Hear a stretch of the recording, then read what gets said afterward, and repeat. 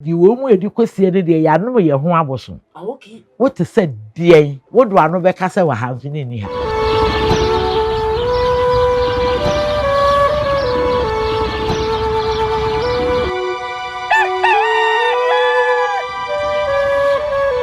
se yemma kwa abadum be NYANSAPO kasamfonyini so NYANSAPO na waje so de ama me se yesane no badwemba ekwan so enne enya asem keto akra yesane mo beti yehia bium na ne nkomo ede brem no eche paw enti wo de ka me ho na ntentem so ayenko na yenkoma yabrewa yama na kwa aba oba panyi na afi no yemra ne yemeto so emfa emfi ho no mo okofo poma be me na memo akwa aba be NYANSAPO ye nya ado wa kire maba na wompom te sei nyankopo twie di ampo ne nananom ne mo mpaibo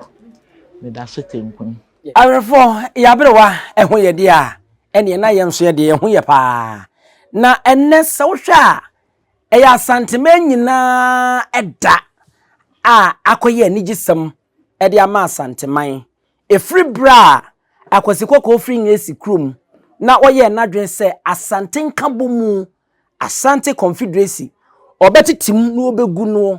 ebra wonu ye omadwen se no omobefa sikadwa kofi na eye Asante ampene na womo ye omadwen se ntokwa no mu no ombechi Osahena wodi animu wono ene nana Agyemang Prempeh se a wodi kanye yenya kire de ya che opanyini na se ntokwa na asa mubegem aposo na wono mo che no no ewo afe apem ahan aduo empim du nwotwe ahan kono ene aduosia afe apem du nwotwe ahan kono ene aduosia 1896 ena wono mo che no na so obehwemu a enkrari chema wono mo che no no wo mu di card ne ko selenium ansa na wo to aso no mo de na ko Seychelles no mo de ko Seychelles no no na se Agyemang Prempeh eba biemu wo mu gya na ma ne bae no ebra oba bedu wo mem ha no no ena wono ma ne kwan sa atem na yese yeni Asantehene osa bae ebeye Kumasehene obeye Kumasehene akire yi ansa na se Agyemang Prempeh otoso mienu eba ya wono ena omo ba no beye Asantehene pa na obeka ya sa bre ya wono mo eche no ne ade no no na yo pepon bosom ne da na toso aduasa baako ewo afe apem edunkuno aduasa numunumu 1935 ena enkabomu no wo mu che na wo koba ya wo mu gya ya afe di Asante sa bekambomu no no eno pepepe eye January 31st 1935 enne de yi ena mfinhia aduowotwe enwotwe esi pepepe a enye asem ketwa eno nene adane anigisem ede amaye na so mo beka ya sa atem no wo mu che no because na Asante nkabomu no na no ode a na ema omo kwan ema abrofo no ntimi nya ne wo no eya eno na ema no ekoba asa na sa atem amra do no wo no na ne din ede se Arnold Warhot Hodgson se Arnold Warhot Watson wono ena no wo no ma o ma sa enkabomi esa eba bim nene sebie kroto yenya oba panyini wa hanom a ye ne ne bedi nkomo kakra na sa atem no ene ema esisi ya wo kai bie no no obabo ye nkomo na afi yenso ye dibi apse kutudwumi ese de wo kwa atan de wo ba atan di wogina ho no wona ya na atantrudu no ikura no ana abre wanye sa wada mene di mfinsia de wotwe 88 years abra Asante sa kan ye hubo mu na ye kan ye hubo mu dada na ehu na abrofo ntumi yenye na nam saa no so ma won mo che Agyemang Prempeh enkura na bakwasem kiremu a Prempeh na ne da ne ho na wodene ma abrofi ma omudene ko PSLU ansa na omudene ko supo aye fence Seychelles ememu ene ade enne ne da eye mfinhia aduowotwe enwotwe abroa ede na woka ede afa sa enzemi cheche mu na boye nkomo kakra yo sa sem we de kane nanka nananom boso a na ye enibiresem nenso so enibiresem no ko ya sa beye enigisem na ebeye sam ensem na ho so ema Santeman ise nam so ma yenya ya bakosem a imu uduru pa ekowie aborofu kurum me sa biwie ha nam so ma Asante yemei ekudi sa be go cruise ekudi aborofu nsem a ekire yi ansa na ye wo meyi mu mpanimfo binom ye adwene se ye beji ehu afira borofo nsam a wo course wa JB dan kwa mo ne akonji mu ne ade a echi kwa me nkroma ene bi wie ne nsam se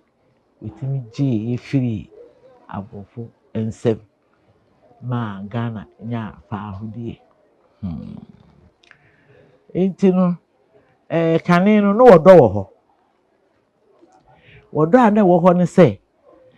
empagi beye bibia ene ya ne ye kakeka nsem bi ye beye bibia ye se ya no abosom ye nyina ye hia se ye bopo no ye no abosom enti di Kumasi amanto enunu a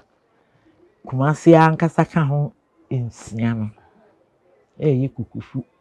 dwaben mampon ensuta be kwai na henkuri ni Kumasi enam sa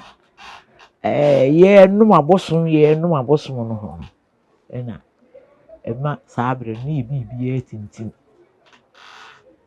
se ensafufuo ne ebetie si ho a obi a betwa ne mogya abia gu ni akan ho agu ni akanche ade na ye beye no se obi antiri ho mfiri mu ne ye ne aye soso enka ye ne aye tiri mu obi ankoti ho fa nkyere obi ye we nyina wie a ni anom obi anu bi ye ka boy ho due o wo a wo bi sa ho mi me kan se mi sa ho ko ka kire wo bi ana se mi tim ho firi bi sa fe de megyae a bi a me de me nko twa so ana se yinyame ana we yinyame obi a yesa ni ya pai abusum bi ase nyina de esi kire se ye nyina se ni aka na se de obeye sa no so enye no ampa obi enye hwi ene ma twenbo akodua no timidi ye home ma ye ne ade no onu abusum wi ade waka no ihu bebu kura waka wi enti ebra abrofu be kiri ye wira no ne santeman ye ni abre nenso wodo ne koro ye wo ho nti no wo mu anhye da ankasa da bi ye wira ni ho ti we ntra na ne na amanto nsien aka ni nyina ye ba ahema aka ho sa amanto nsien ni nyina na ye ba ahema aka ho ne ye nyina ehwe santeman okay ye ba ahema aka ho na ye hwe santeman nti ye nyi obi ansi ho sese kukufu hine tena ye wira ne ana be kwa hine tena ye wira ne da bi ye wira konwa da ho na ye bo ho bai mani me nyine ni abre twimumume sabre no na ye se ye ma no tudun wotwa body afa kwadu tusu wotwa body atwa kwadu tusu wachiri ye wiro fa ye tusu kwa aburuchiri se buru ni aye biu se buru ni aye biu wachiri ye wiro buru ni aye biu ayi man ye se sabre no wo mu abubu adagya o ye tunum wi ye twumum a nya asem ketwa ese machi ewurade a momfa ye nka ho fa ye ntoso nko nya ade a ye gya mo se ye gya ye ho atana ho a nyanko kwa dawro ma ye wura so ba ya ampa ne ma no o nsa abrofo no ba no we mu keka abrofo bi no de ye na nanu ka o si we se akwasi ibure ni e wo si enyede ni wo si enyede wo sika ye wo sika ya meje wo de wo ntoma ya wo ntoma ya meje wo de wo so pre ko ase kam nursing koto nursing we si don akwa bi ni because wala hem yes e hodi wo to brofo o bu twi nyum na dudu ba bia se ye to brofo nyum no okay akwasi ibure ni e wo si enyede ni wo si enyede wo sika ya wo sika ya meje wo de wo ntoma ya wo ntoma emeje we de we so pre ko ase kam nursing photo nursing why we see don akwa bi di mi ko smala hem yeah guru bra e wona de abrofo do eni bi de so emayi ni emema wo hene ne dom wo hema ne dom ene na hemfo ne kroto nyina ka bom esi tintiman awia bese so abese no hwene ya kusi se abrofo di yewira bai sasa atam na mu no ena na won mo pese nka won mo ya Asantema so dom fa sikadwa kofi de kono enye sa sasa sikadwa kofi na na wo mo pese ye fa kono ya Asantema so makwan no na kire se de edom no a Asante nipa na sisi hie no abrofo yeto sabre se yeto premo kikim hona na ya Asantwa nso ani bere ye no satam ye se governor no gina English name se Frederick Mitchell Hodgson wono enu ja fe apem ahankono ne wo hanom 1900 sa enti na kire se wo mu ahwe ankrofo ne se ye man na so sikadwa pa so de ye ma wo mu fanko eno no a wode ne ho ma ye se mu fanko sa mo kire yi wodo merema ekumagu mu fanko eden woni ya Asante nyina di wo mu koi enti bi di wo mu koi no sikadwa no a na wo mu pa afa no yensa anka na se ye betimi kura aka se Agyemang Prempeh Asantehene the first Prempeh the first ono kura ne kire na o ma ye che no no ene ya Asante afa ba bi ebeboa ma sikadwa no ebo ho bai na wo mu ahwere kura ye se ye de wo hene kwa ebi a Asantefo o ma pre bebubu enso wo ma pre mu oba ya Asante yi sa yire no ho a ye do ono so ko yi gina na che se be sikadwa do power de enkire mo satam na no omudi chinchini no ye de kwasha kakra na ye mu bi nsu di nkonkonsa pa no ane ye di kwasie na ankasa no de di wo mu ye di kwasie de ya no ye ho aboso okay what say de wo do ano be kasa wa hanfi ni ha wo mu ni nimu de ye hye ye di akwasie fe yesi wa ha ene yesi wa ha sa ba ne kwa metua wo di ne nkonkonsa kese ye wo nitifo ene wu bi anenye bi ne kwa medwa no ye niti kwa metua ye nitifo sisifo oye sa ne be nyina so wantimi ani Asantema so yenhwe ade kakra se ba bia di nkomo na ba bidu no yenhwe satama ye beche Prempeh no na wo mo ede ne koye no hwan na wo hwe akiri se ohene ewo kumase yase bra ye kire Prempeh de ne koye no nananu nyina bo funu chese na asankese esi ti nananu trance na ye won nananu wo nchehye ye da ho se wo hini ni ho a mampon hini wona ohwe na chi enso we no de nananu anye ne sa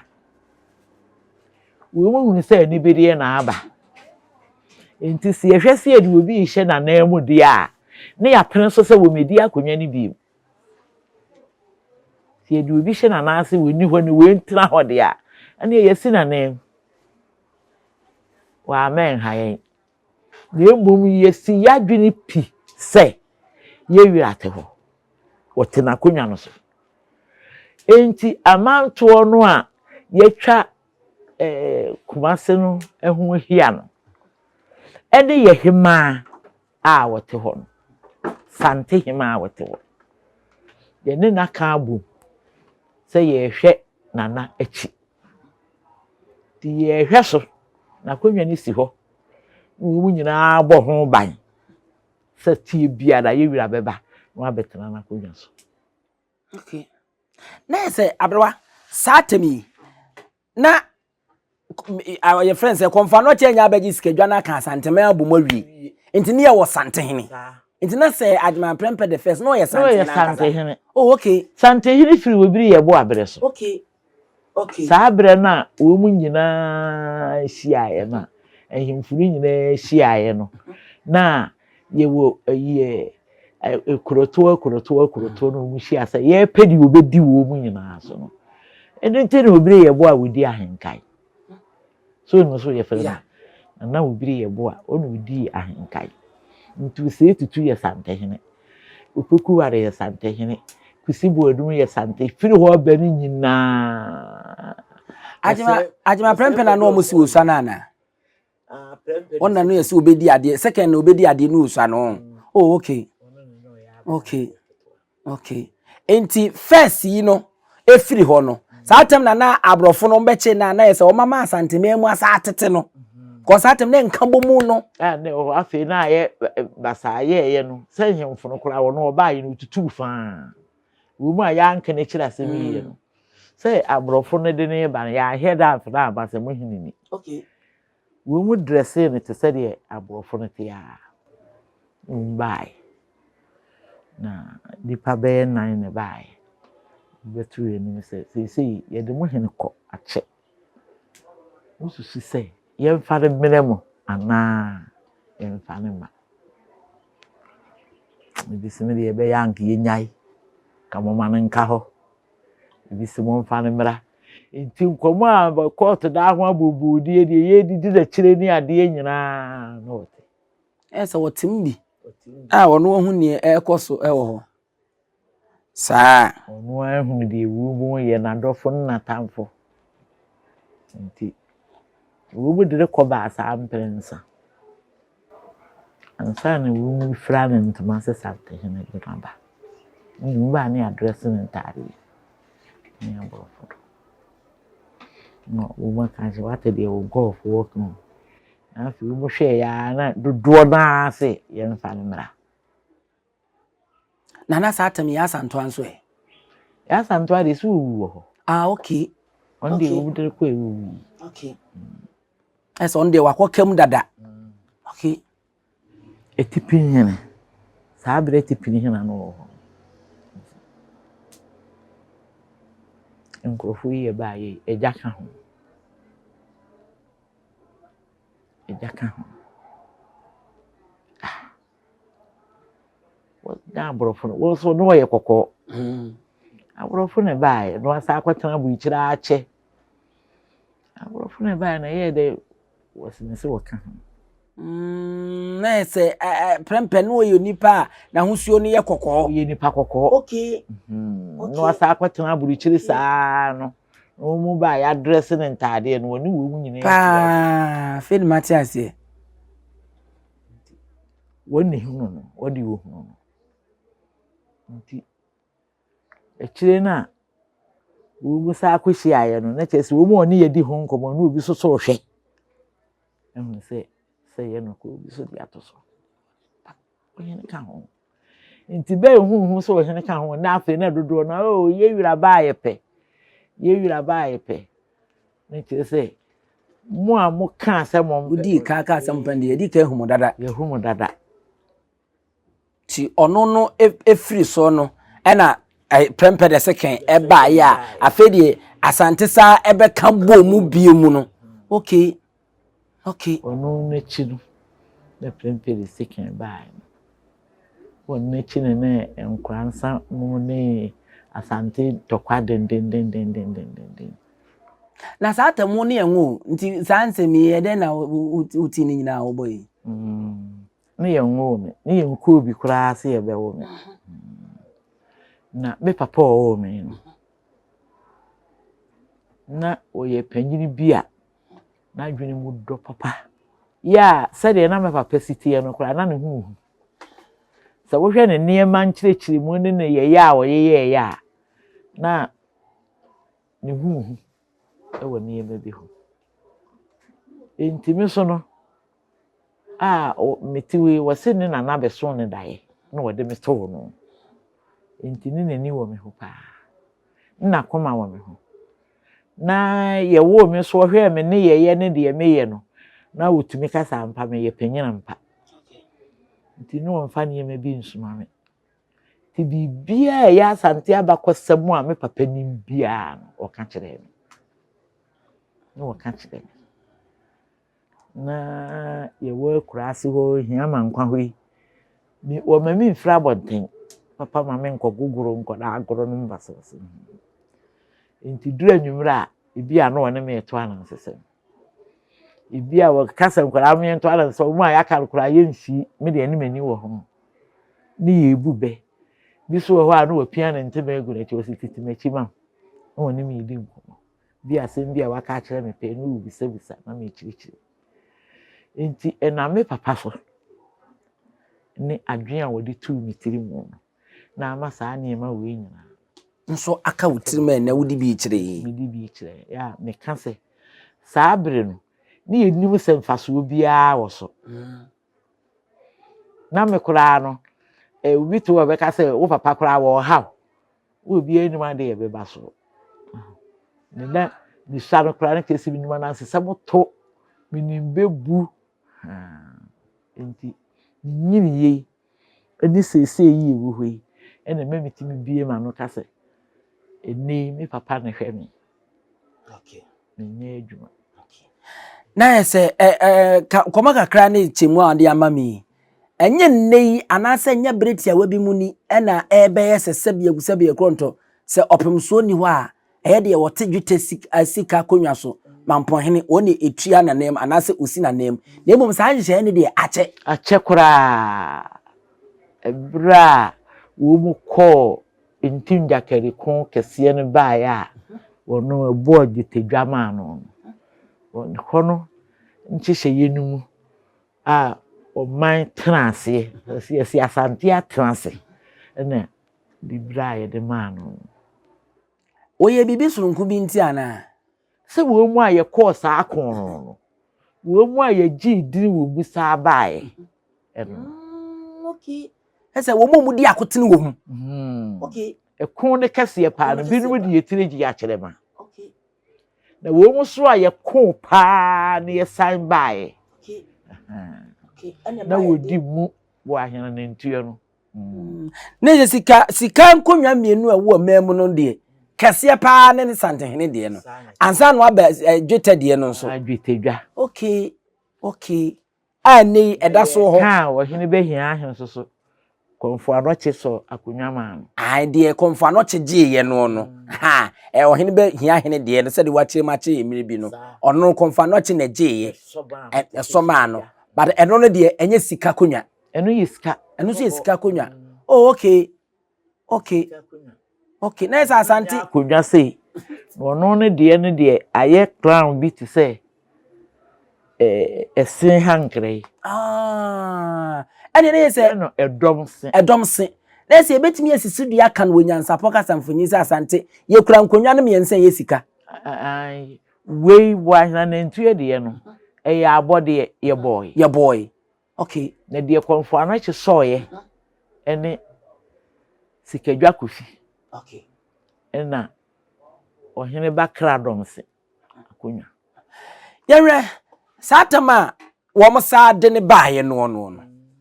so betimi aboa kakra na wo mu sa fe de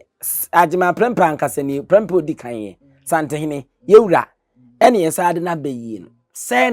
na enije ni sitie wa ha afe de ye esebo kakraka nya asem ketwa eye sebo pa hodo na nanu wo to dwom sɛ ye wono ane ma wono okɔ soro ba fam ye dien a wono ane ma wono nanu di ye dwom busi wo sɛ ye wono ane ma wono ɛhɔ no wo mu ye ahowe wo sɛ ya ni suro no so aho no betimi abɔ kakra ma me ɛhɔ no mu ye wo sɛ ya ni suro no owi akodi ampo ɔkyerefo yidi wekira etuye beto me tate sɛ Asantehene ba wo mota ebo saa aho no titu sɛ wo kɔ eyi a breman a me tate pa ɛna yem sɛ anwom krofo no so ɛsɔ anwom saa a wo sɛye no so wo mode ayɛ anwom kra eke wo sɛ yi wo no ane ma wo no ɛno nso wɔ hɔ ɛno saa nnwom ne sei manhyia sɛ ɔmo ba na ɔpem so duru a wotimi gyina sɛ ade a yɛabɔ so no emu odu edini na yɛabɔ no ɛne wɔ no ankasa no epusu ne nipadua nti wogyina hɔ ma wo mu to awie ɛne na saa tem de na nka menya ahwɛ anigye ɛbaa wɔ Asante anigye ɛbaa Asante mu ha no na nya asɛm ketewa saa tem de na sikadwa na saa ba besi baabi esi ana sɛ de sɛ wɔ hene baayɛ no a ye bibia bo ye dwa ye bibia wie no ɛwɔ sɛ yɛkɔfa besi de esi ifsɛ saa tem na ntɔkwa ne nyinaa twa anigye bibia ni ho ba mu nyinaa obia ni ebewie ne yɛkɔ ɔmo de yɛman ye wira aba wasa betena na konwa so nti yɛsɛ mpanyin si tu yɛkɔ de yɛtwene enti ɛnɛ de ya yes disa afahye na ye kaka ye ho se mfinsia aduowotwe enkroni efiri bra eye afe apem ahankono aduasanum 1935 afe de wo baaye na mpanfo bɔ modern sa akotena na konwa so na Asante Confederacy yesa kambo mu ye kokroko na tumi na ne so ne baaye a ye di mfinsia aduowotwe enwotwe abrewa ede na abeka na de atwa to kra na asoro so enti de me kan ne se kane no wodo wo ho na koro ye wo ho na ye wo bibi se ani fire pa so wo ho enti nananom ebre ba se ye wira baaye no ani gie sonko a wo munya no wo Asante mu ha no na nya asem ketewa abrofo no kura baaye no ane wo mu nko mu di mirika ne koye se de Asantefo ye kura ehu enti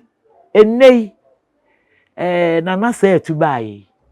wode nkabo mu ne koro ye bibia wo ye bia wonyanyi mu wo mo bia hu ne chefa kuro bia wo hini bia wo ye du kuro kura ahenkwa akora o ma hu wugina bre se de be ya wodo ne koro ye betena ye mayim ne man ntintwitwa ne niema basa bia emma no nti ne yewira wo ye ne saa no se wate de wo nananom ye ene wo to aso nti yenso ayidi akire ene nkwadaa no a ye ba no maya ne mema mrantie ne emasiriwa ne mabunu no ye masa de yentina yimu se Asante etiase Asante etiase ti se yeyi bibia yenye ye ho se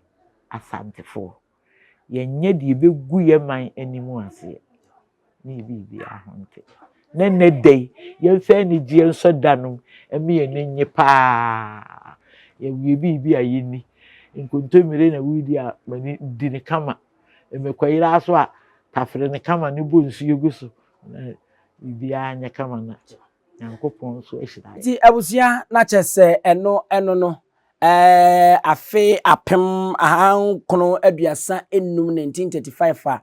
ye che na se Asante sa be kambo mu biemu a sa temo no na se Agyemang Prempeh otoso mienu ono be ya Asantehene no ene mfinsia duowotwe enwotwe no eno no na yen kan bibi kakra bi poto kasem na afe yen sorso na yen koyenim was a happy 88th anniversary on the restoration of the Asante Confederation.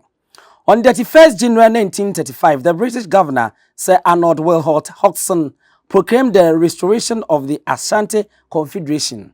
Otumfo Osei Tutu Agyemang Prempeh II became the Asantehene. When the British captured Asantehene Prempeh I in 1896, deported him to Sierra Leone and then Seychelles Island, the kingdom was broken as per the intent of the British government in the Gold Coast. The dissolution of the Ashanti Confederation was also detected by the fear of Ashanti power, one whose pros was Confederacy itself. To replace the Ashanti power, therefore, British officials must destroy the Confederacy. For the same reasons, Governor Sir Frederick Michelle Hodgson tried to unsuccessfully in 1900 to seize the golden stool, which apart from Asantehene and the council, the prop of Asante unity and power. After the British declared Ashanti as crown colony after the Ya Asantewaa War in 1901, the British chief commissioner of Ashanti came to assume many of the functions of Asantehene. But during the early part of the British administration, Ashanti was met by reaction by the interference of the British rule on Ashanti native institution, and this reaction constituted serious administrative difficulties for the British. The increasing hostility of the young against the old emphasized the breakdown in the political and social structure of Ashanti society. This involved British frequent changes of administrative measures. For instance, in 1927, due to the general unrest in Ashanti, the governor had to amend the native jurisdiction ordinance in 1924. The amendment empowered the chief commissioner of the Ashanti a council for a town. The majority of those inhabitants who did not originally own allegiance to the chief of the division. For example, in 1929, the stew of Amuafo and Esuminya lost their power, and they were treated as ordinary Odikru instead of Amanhene, paramount chief in bracket, and they should regard the Omanhene of Bekwai as their immediate overlord. But these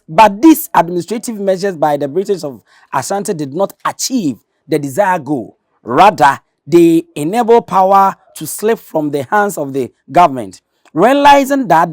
the claim of reaction from which the administrative strange problems with the interference with Ashanti traditional institution, the British decided to restore them and in this way strengthen their administrative control of Ashanti. As administrative problems increased, especially from about 1922, there was a concerted agreement in the suggested solution of the British officials that the restoration of Ashanti institutions might solve the situation and make British administrative control easier.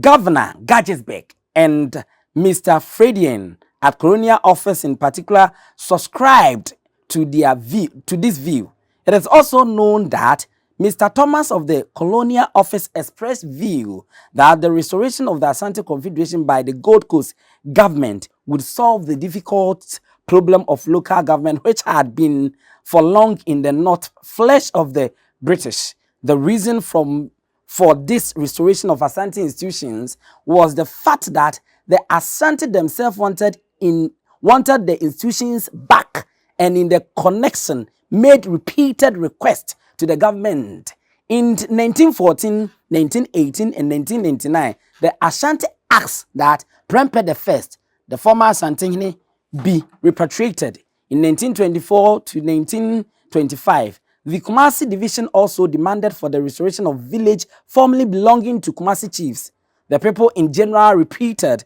their request for the restoration of Prempeh as Kumasihene. Another incident which argues the attachment of the Asante to their institution was the widespread indignation in the country over the desecration of the golden stool. The government, in trouble, naturally felt that if it granted the demand of the Asante, it would earn their gratitude and friendship, and such cooperation would make administration easier. These circumstances compelled the Gold Coast government to repatriate Asantehene Prempeh I in 1924. A couple of years later, they went further and restored him as Kumasihene. In 1935, Prempeh II, who had succeeded, declared as Asantehene, and the Asante Confederation was restored. Prempeh II was the first Asantehene to take the title Otumfo. The new confederation consisted of Kumase, Mampo, Dwabin, Bekwai, Esuminya, Kokofu, and Agona. The Brown district of Banda, Wenchi, and more also joined the confederation by their own accord. So the division reabsorbed the district of Obongo,